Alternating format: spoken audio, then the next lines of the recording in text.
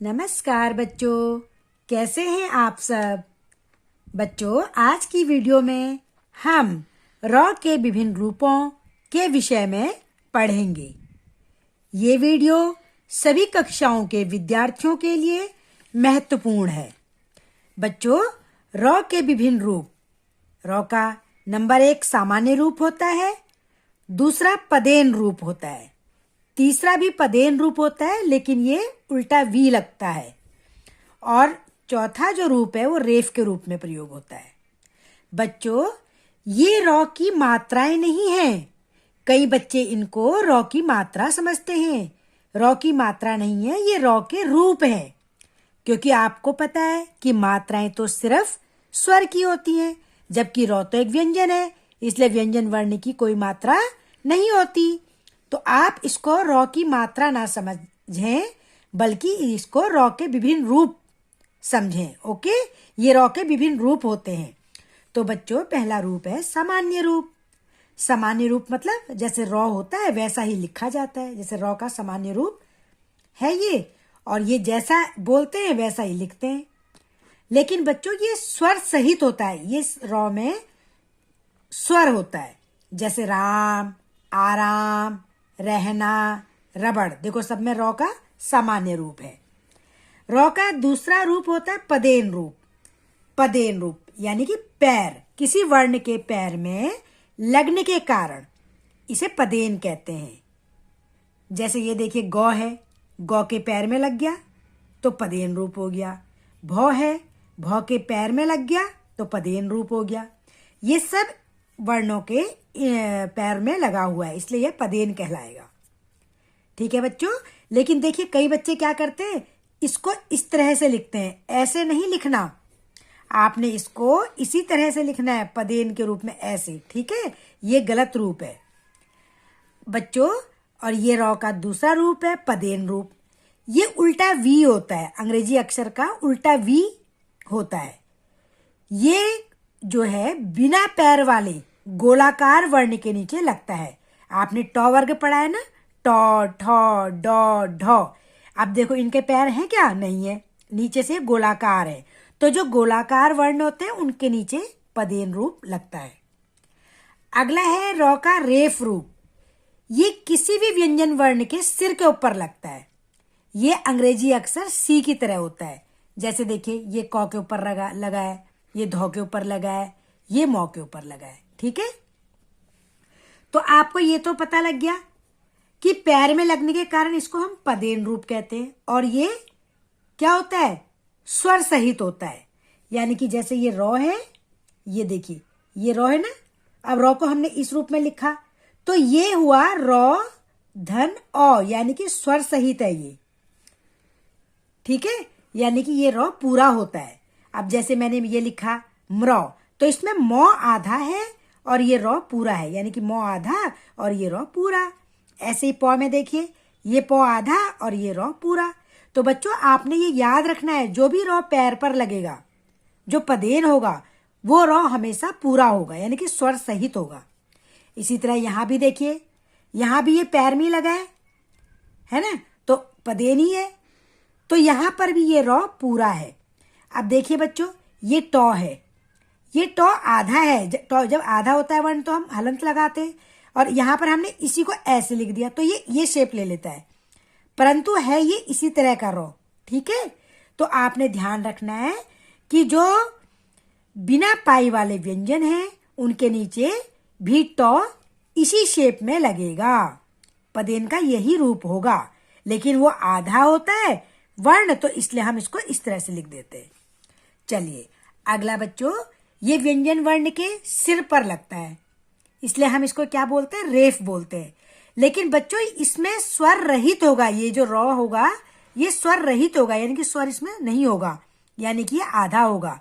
तो इसमें क्या है, ये क जो है वो पूरा है, क धन औ, लेकिन ये र आधा है। तो याद रखो, जो भी सिर के ऊपर लगेगा वो आधा र होगा।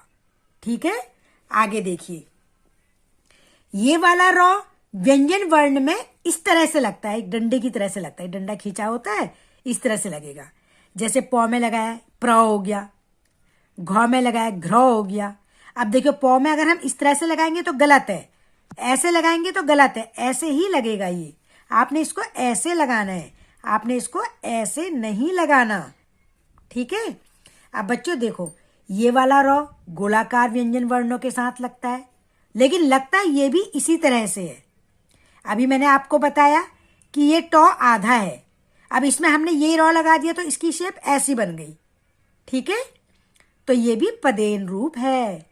अगला देखिए बच्चों, जो रेफ वाला है ये व्यंजन वर्ण के ऊपर लगता है, और ऊपर लगता है तो ये आधा होता है और अंग्रेजी अक्षर के सी की तरह होता है। आप इसको इस तरह से भी कह सकते हो, जो भी चीज हम सिर में रखते हैं वो हल्की होती है, जो पैर में होती है वो भारी होती है। तो ये पैर में लग रहे हैं तो ये भारी है, और ये जो रॉ सिर में लगा है तो ये हल्का है। तो इसलिए ये हमेशा स्वर रहित होता है, यानी कि आधा होता है। अब देखिए बच्चों, कई बच्चे क्या करते हैं, री की मात्रा को, ये री की मात्रा है, स्वर है ना, इसी को रॉ का रूप समझ लेते हैं, जबकि ये गलत है। री की मात्रा हमेशा किसी भी वर्ण के पैर में ऐसे घुमाकर लगती है ना। लेकिन जो ये रेफ है वो सिर के ऊपर लगता है, वर्ण के सिर के ऊपर लगता है। तो दोनों में अंतर है। आप ये री की मात्रा को रॉ का रूप ना समझें, ठीक है। हमेशा री की मात्रा पैर के नीचे लगेगी, और जबकि ये जो रेफ वाला रॉ है ये सिर के ऊपर लगेगा। अब देखिए बच्चों, ये देखिए ग्रह है, तो ये रॉ क्या है, मैंने अभी आपको बताया था पूरा रॉ है ये, और ये गौ आधा है। तो देखिए गौ आधा और ये रॉ और फिर इसका औ, तो ये पूरा रॉ हो गया, और हौ और औ, ठीक है, ग्रह हो गया। ऐसी चक्र में चौप तो पूरा है ही, फिर कौ पूरा है या आधा है, हाँ कौ आधा है और ये रॉ पूरा है। हम इसका विच्छेद करके देखेंगे, ठीक है। ऐसी ड्रम में देखिए, ये डॉ आधा है और ये रॉ पूरा है, रॉ में औ लगा है, यानी कि स्वर सहित है, फिर मौ और औ। ऐसे ही ट्रक में टॉ कैसा है, आधा है, और ये रॉ पूरा है, यानी कि इसमें स्वर लगा है, फिर कौ और फिर औ। अब इधर देखिए, इसमें देखिए सूर्य, इसमें ये रॉ कैसा है, आधा है। मैंने आपको बताया था ना स्वर रहित होता है ये, तो यानी कि ये सौ धन ऊ, फिर धन रॉ आधा, फिर य और औ। ऐसे ही धर्म में धौ आधा है, फिर औ है, फिर ये रॉ आधा, फिर मौ और फिर औ। अब बच्चों आपने एक बात ध्यान रखनी है, इस रॉ को, ये जो रॉ होता है जिस व्यंजन वर्ण में लगता है उसी के साथ बोलते हैं इसको, यानी कि जिस व्यंजन वर्ण के नीचे ये लगेगा उसी के साथ मिलकर बोला जाएगा। जैसे भौ में लगा है तो भ्र हो गया, व में लगा तो व्र हो गया, यानी कि भ्रम व्रत, ठीक है, यानी कि उसी वर्ण के साथ हम इसको बोलेंगे। ऐसे ही इसमें देखिए, जिसके साथ लगेगा उसके साथ ही बोला जाएगा। जैसे राष्ट्रीय ट्र हो गया, ट्र हो गया, यानी कि उसी वर्ण के साथ मिलाकर एक साथ बोला जाएगा।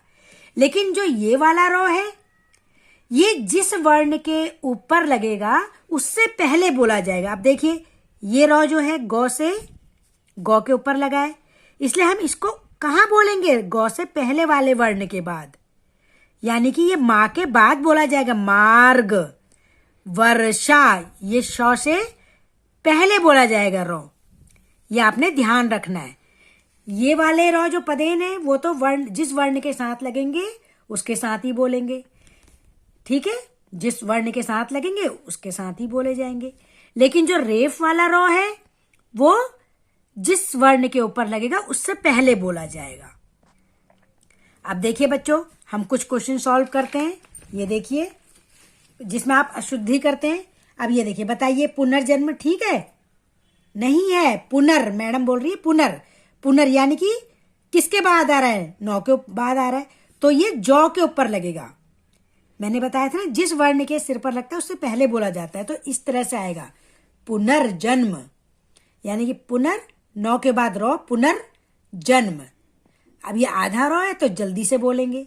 ऐसे ही देखिए, आपने देखा होगा आशीर्वाद, ऐसा कई बार ट्रकों के पीछे, गाड़ियों के पीछे लिखा होता है, लेकिन ये बिल्कुल गलत होता है। आशीर तो श के बाद आ रहा है ना रॉ, तो यानी कि कहाँ लगेगा, वो के ऊपर लगेगा।